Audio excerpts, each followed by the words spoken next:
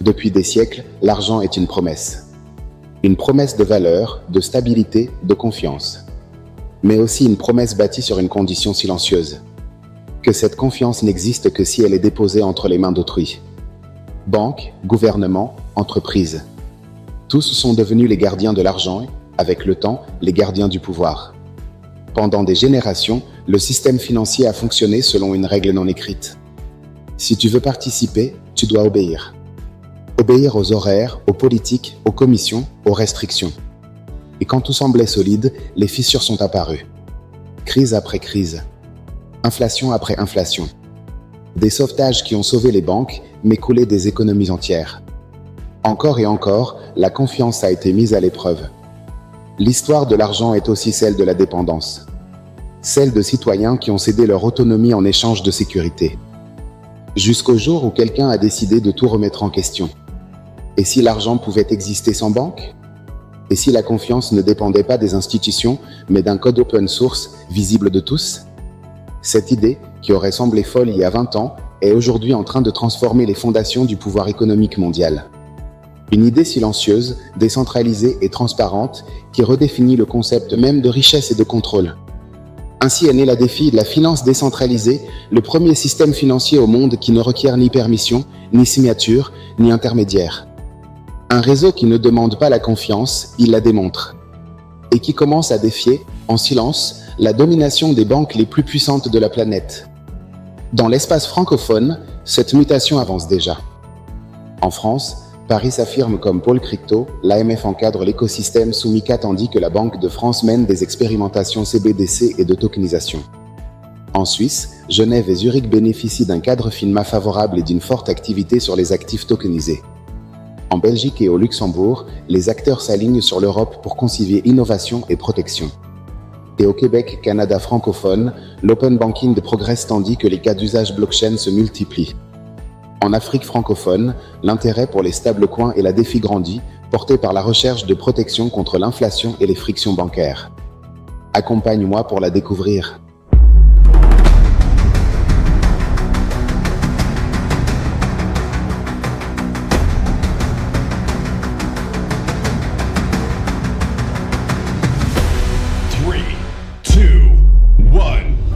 Découvrons ce que sont les défis et comment ils fonctionnent. Avant d'en comprendre l'impact, il faut en saisir l'essence. La finance décentralisée de Centralis de Finance est un système financier alternatif fondé sur la technologie blockchain, capable de reproduire les services bancaires traditionnels, mais sans banque. Prêts, investissements, assurances, épargne, change de devise, tout ce qui exigeait autrefois un intermédiaire est désormais exécuté par du code. Au lieu de dépendre d'employés, de contrats papier ou de signatures manuscrites, la défi s'appuie sur des smart contracts, des programmes automatisés qui s'activent lorsque des conditions précises sont remplies. Par exemple, si tu envoies tel montant, tu reçois tel token, si tu déposes tes fonds, tu génères tel rendement. Pas de gestionnaire, pas de paperasse, pas d'espace pour la manipulation.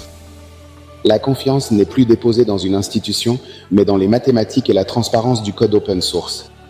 Tout se déroule sur des réseaux blockchain comme Ethereum, BNB Chain, Polygon ou Solana, qui enregistrent chaque transaction publiquement et de manière vérifiable. Et, au lieu de comptes bancaires, les utilisateurs disposent de portefeuilles numériques où ils contrôlent leurs clés privées, leur accès direct aux fonds. Dans cet écosystème, tu n'utilises pas une banque, tu es ta propre banque. Voilà la véritable révolution, un système financier sans permission qui fonctionne 24 juillet et obéit à un principe simple et puissant. Si tu peux programmer la confiance, tu n'as plus besoin de la demander.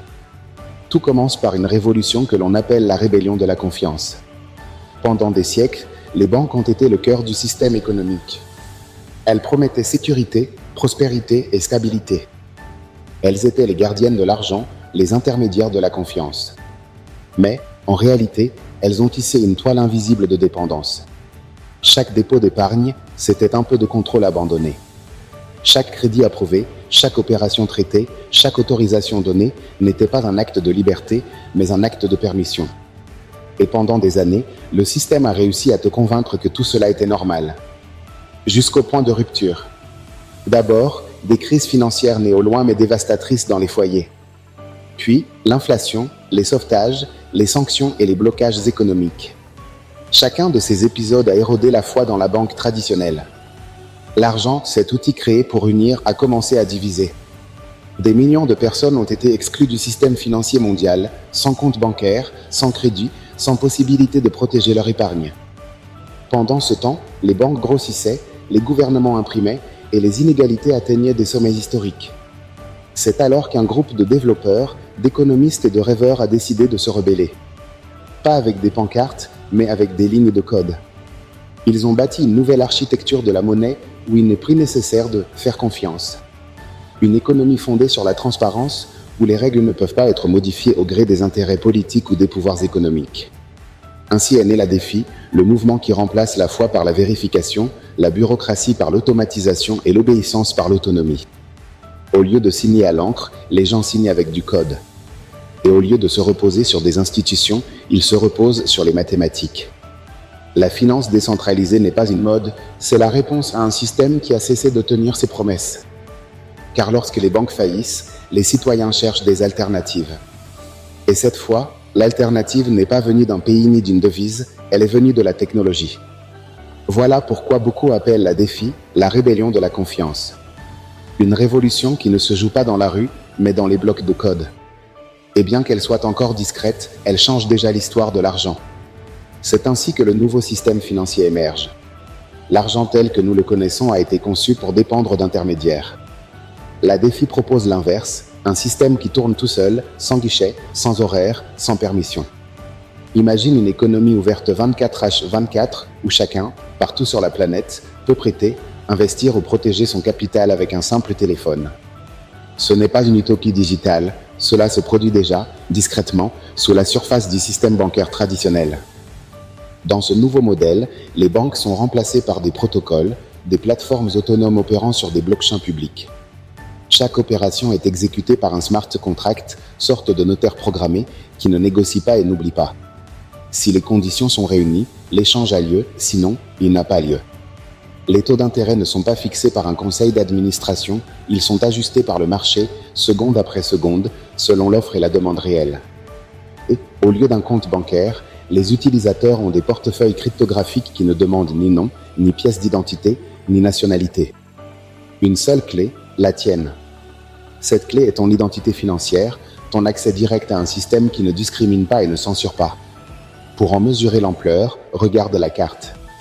En Afrique, des agriculteurs utilisent la DeFi pour protéger leur épargne de devises qui se déprécie chaque mois. En Amérique latine, des milliers de personnes investissent de petites fractions sur des plateformes globales sans dépendre de banques locales instables. Et au Venezuela, où l'inflation a détruit la valeur de la monnaie pendant des années, la DeFi est devenue une bouée de sauvetage. À mesure que le bolivar disparaissait, de jeunes développeurs et entrepreneurs ont adopté les stablecoins, des plateformes d'épargne décentralisées et des protocoles de préparax en grave pair pour protéger leurs revenus et échapper à l'effondrement financier. Certains ont transformé des remises familiales en dollars numériques, d'autres ont appris à générer du rendement en crypto-monnaie pendant que les banques fermaient leurs portes. Même durant l'essor des NFT et du modèle Play to Earn, le Venezuela a connu un phénomène unique avec Axie Infinity et d'autres projets de farming digital. Des milliers de jeunes y ont trouvé une source inattendue de revenus, ils jouaient, élevaient des créatures ou cultivaient des actifs numériques, payés en tokens convertibles en dollars. Ce fut une bulle, oui, mais aussi une leçon. Une génération entière a utilisé la technologie pour contrer une inflation dévastatrice et maintenir l'activité quand tout le reste échouait. Et si beaucoup de ces projets se sont éteints, ils ont laissé une compréhension collective. L'éducation financière et l'innovation digitale sont des outils de résilience face à toute crise. À Caracas, Valence ou Maracaibo, des communautés forment déjà les citoyens à l'usage des portefeuilles, des smart contracts et de l'épargne décentralisée. Pour beaucoup, ce n'était pas un mix technologique, c'était une question de survie. Voilà le vrai pouvoir de la DeFi, l'indépendance, pas la spéculation. Une indépendance qui ne demande ni passeport, ni banque, ni permission. Et en Europe comme en Asie, des entreprises entières commencent à tokeniser leurs actifs pour déplacer du capital sans friction bureaucratique. Mais cela introduit de nouveaux rapports de force, ce que certains appellent les nouveaux acteurs du pouvoir avec les CBDC. Alors que le monde tente de comprendre ce qui se passe, les grands centres financiers se préparent à une transformation qu'ils ne peuvent plus arrêter. Les États-Unis, berceau de la plupart des premiers projets DeFi, font face à un paradoxe. Le pays où la révolution est née est aussi celui qui cherche désormais à la contrôler. Des plateformes comme Uniswap, avec Compound ont jeté les premiers fondements du nouveau système, mais leur essor a fait retentir des alarmes à la Réserve fédérale et à la SEC. La nation qui a dominé l'architecture monétaire mondiale pendant un siècle affronte désormais un réseau qui ne reconnaît ni frontières ni permissions. C'est pourquoi Washington pousse des cadres juridiques comme le Genius Act, tenter d'imposer des limites sans étouffer l'innovation, créer des règles sans détruire l'essence de la décentralisation.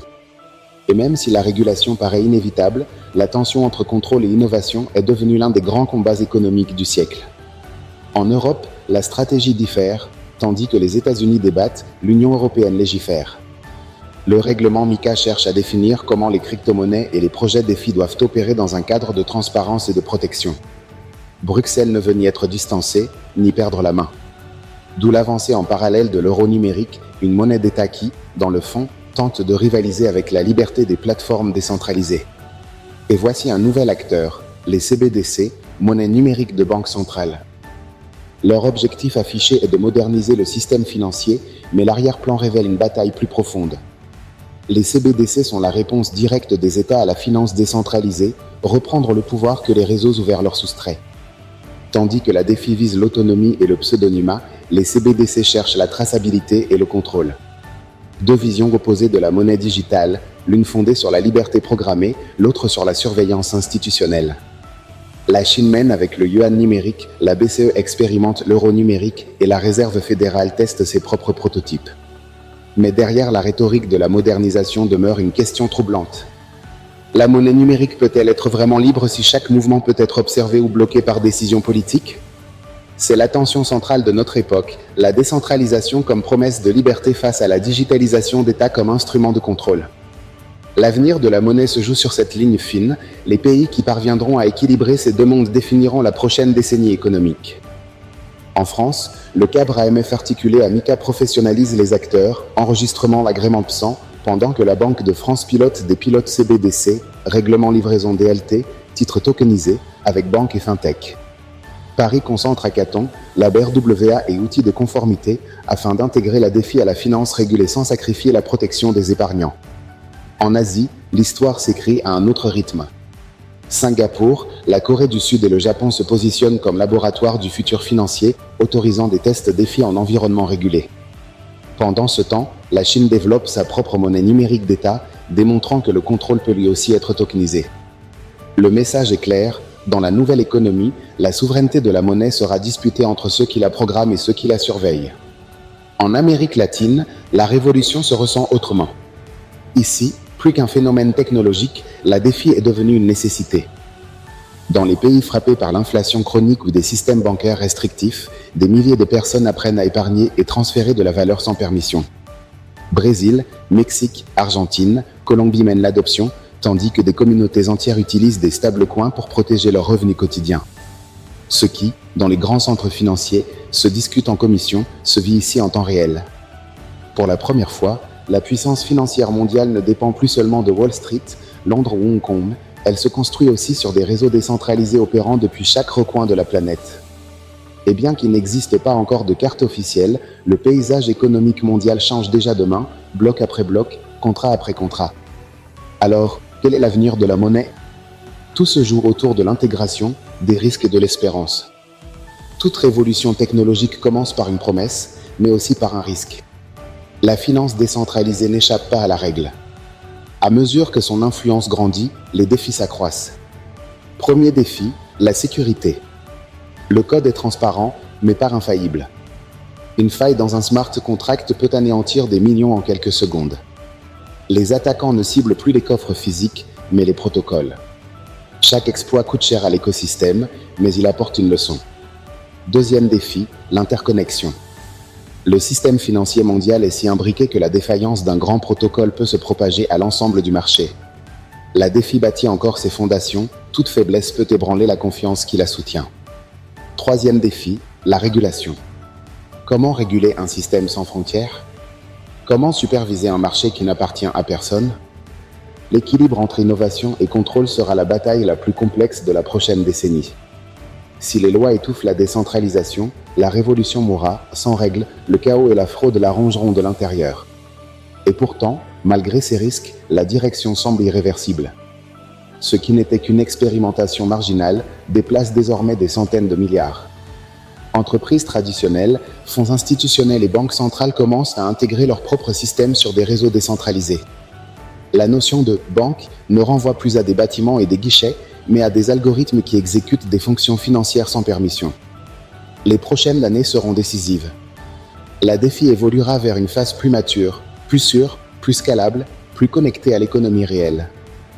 Nous verrons des obligations tokenisées, des assurances automatisées, du crédit global sans banque et des caisses d'épargne communautaires gérées par l'IA. Cette intégration marquera la naissance d'une économie hybride où centralisée et décentralisée coexistent. Les banques apprendront à vivre avec le code, les États feront de la transparence la norme et les citoyens retrouveront ce que le système leur avait pris, le contrôle. Mais au-delà de la technologie, l'impact le plus profond sera humain. La défi n'est pas qu'un changement financier, c'est un changement culturel. Pour la première fois, des millions de personnes comprennent la vraie valeur de l'indépendance économique. Elles apprennent que la liberté ne se mendie pas, elle se programme. Là où nous en sommes, le code devient loi et c'est là que résident liberté et destin. L'argent a toujours été bien plus qu'un moyen d'échange, un symbole de pouvoir, de contrôle, de foi. Pendant des siècles, nous avons cru qu'il fallait des intermédiaires pour le garder en sécurité, des institutions décidant quand, comment et combien nous pouvions l'utiliser. Mais chaque crise, chaque sauvetage, chaque abus de pouvoir nous a appris l'inverse. La confiance ne s'impose pas, elle se construit. Et aujourd'hui, cette confiance commence à s'écrire autrement. Le code est devenu la nouvelle loi de la monnaie. Une loi qui n'obéit pas aux intérêts politiques ou corporatifs. Une loi qui ne discrimine ni nationalité, ni langue, ni idéologie. Une loi qui, pour la première fois de l'histoire, peut être lue, vérifiée et appliquée par tous. La finance décentralisée n'est pas un effet de mode, c'est un signe de maturité technologique et humaine, un rappel que le vrai progrès ne consiste pas à remplacer les banques, mais à remplacer la dépendance. Et bien que la route reste semée de risques, l'essentiel est que la porte est ouverte. Une porte vers une économie plus transparente, plus inclusive et plus libre. L'avenir de la monnaie ne sera pas imprimé sur du papier, il sera écrit en blocs. Des blocs qui n'appartiennent à aucun pays, mais à ceux qui comprennent la valeur de la liberté. Cette révolution ne se mesure pas en prix ou en graphique, mais en conscience. La capacité de chacun à reprendre en main son destin financier, à comprendre que l'argent n'est qu'un outil et que la vraie richesse sera toujours la connaissance. Si ce contenu t'a aidé à comprendre où va le nouveau système financier, abonne-toi, partage, commente et rejoins-nous sur une Crescendo Finanza. Nous ne parlons pas de théorie vide, mais de la réalité qui transforme le monde en ce moment même. Car comprendre le futur est la meilleure façon de s'y préparer. À la prochaine vidéo.